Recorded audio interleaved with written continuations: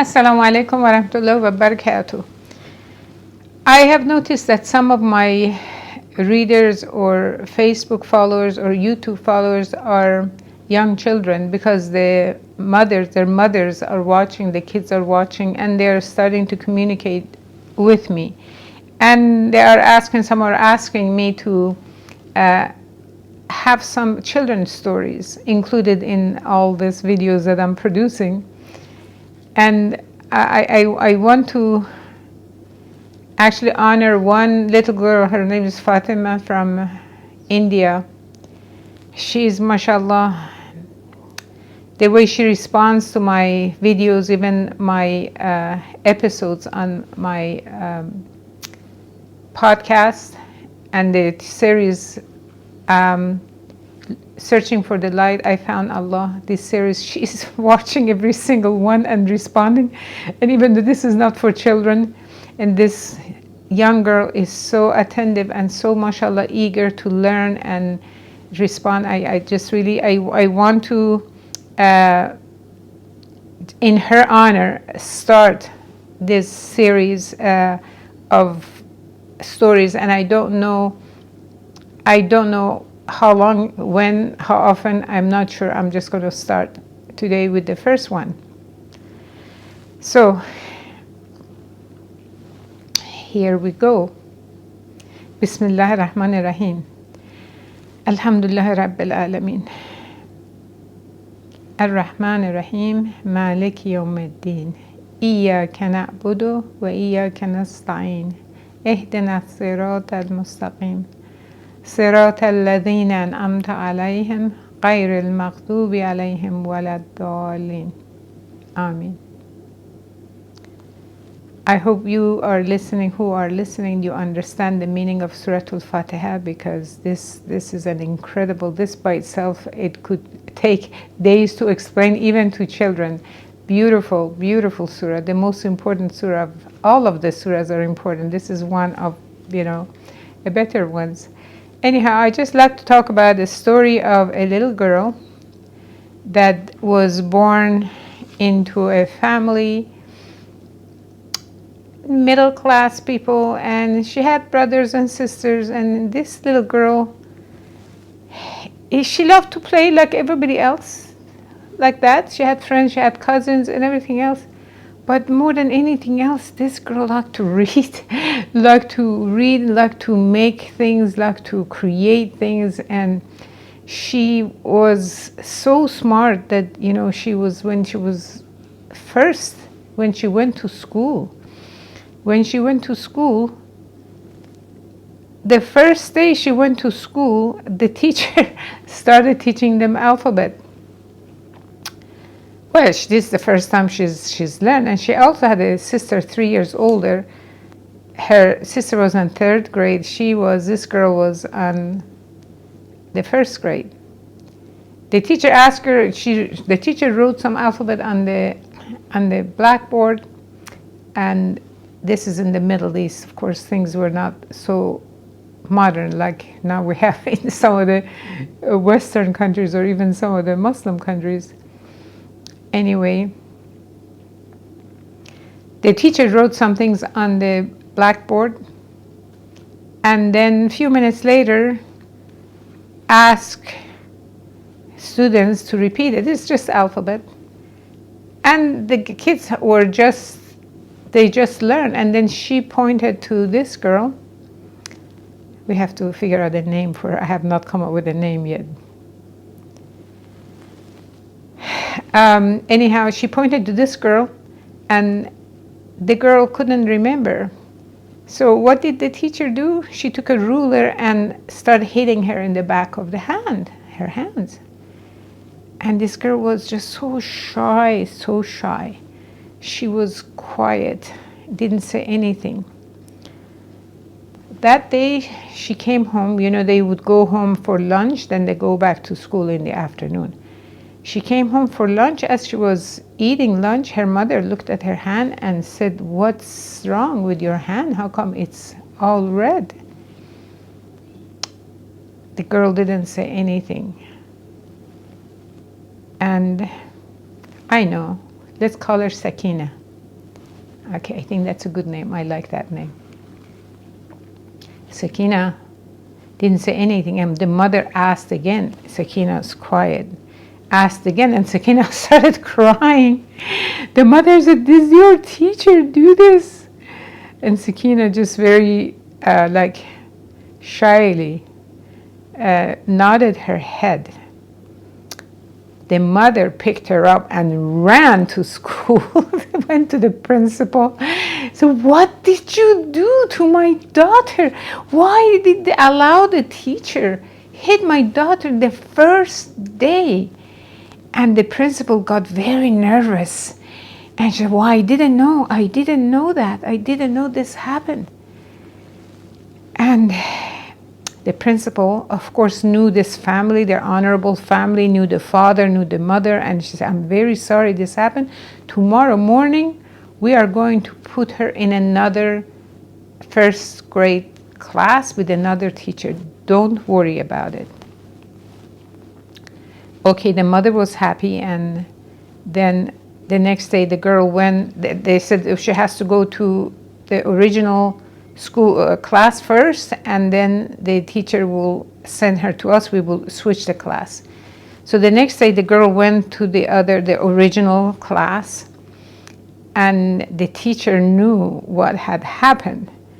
The teacher brought her a present, a beautiful blue pen, and it had this pretty things hanging from it, and very pretty, and this girl had never seen something like this. And she said to the girl, was very kind to Sakina, "Sakina, you are just so nice girl. I'm so sorry, I hit you. You're very smart and everything. So you go to the principal now and say, if she asks you, do you want to change your class from Khanum Amiri was her name, from you want to move out of class of Khanum means Mrs. Amiri and to class of Mrs. Bahaji, you say, no, I don't want to. I want to stay with Mrs. Amiri."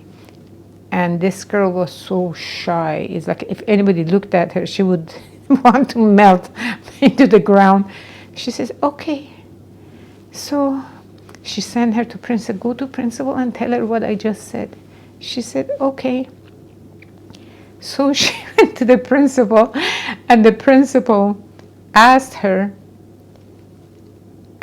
"What would you like to do? Do you want to stay in Mrs. Amiri's class or want to go to Mrs. Bahaji?"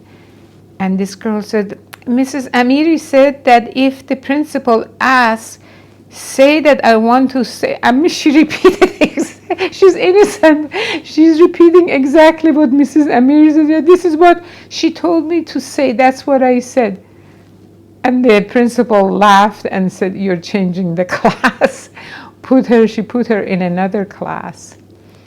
And she excelled. She was the best student. In fact, it was only a few months. In only a few months, teacher was teaching them 1 + 1, 2 + 2. This is like the first grade teachers. In the old times, in the school, they didn't have kindergarten. It was just, you're 7 years old, you go to the first grade. So she went there, and she was the best. Everything the teacher wanted to teach everybody, she learned the best. And one day, the second grade teacher sent a student say that the second grade teacher wants your best student to come to the second grade to solve a problem that the whole class cannot solve. So Mrs. Bahaji immediately looked at the little girl and said, "Sakina, go." So Sakina is so shy. It's like, why me? Why me? I'm going to die. I'm nervous. Why me? She didn't want to go. But anyhow, she went. She had to go. So this teacher asked some kind of addition math, very simple math that the whole class couldn't solve. And Sakina immediately solved it, wrote it on the board, blackboard, the boards were black and you draw it with chalk, not the markers we have today. She wrote it, and then the teacher said, see, everybody, this girl is a year younger. All of you could not solve this problem, and this girl did. So the teacher told Sakina, go and hit every student in the head 10 times. Oh my God. This is not what Sakina wanted to do. She did not want to hurt anyone. In fact, in the old times, hitting students was a norm. Nowadays, you don't see it anymore. In fact, some countries, anybody does that, they shut down the school, put the teacher in jail. Anyway, it was not the right thing to do. She did not want to do. She just thought, if God opened the ground and made a big hole and swallowed me, I'd rather do that than hurt anybody.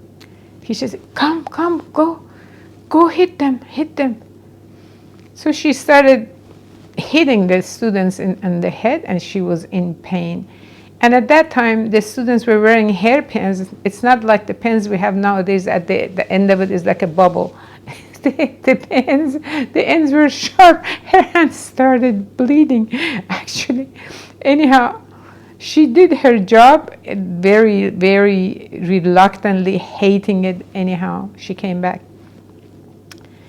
Soon the teacher was asking her to teach the students that were falling behind. She's first grader, 7-year-old.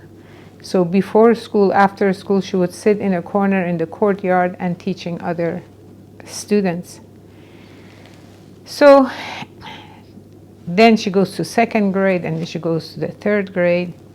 Her sister, on the other hand, did not like to study, did not like to go to school at all.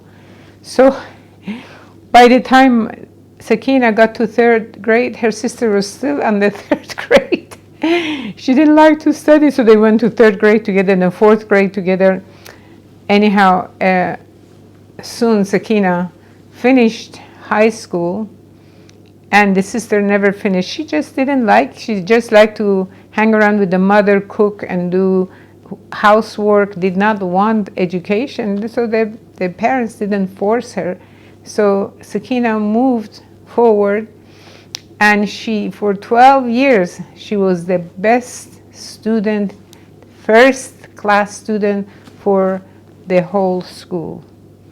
Now, what's going to happen with her life after this? That's going to be the next episode. Thank you for listening. May Allah bless you. Please study your homework, study whatever your teacher gives you. Don't get lazy, please, please. One thing I like to ask you, stay away from the mobiles, iPads, and everything. These are going to destroy your mind. This is going to destroy everything.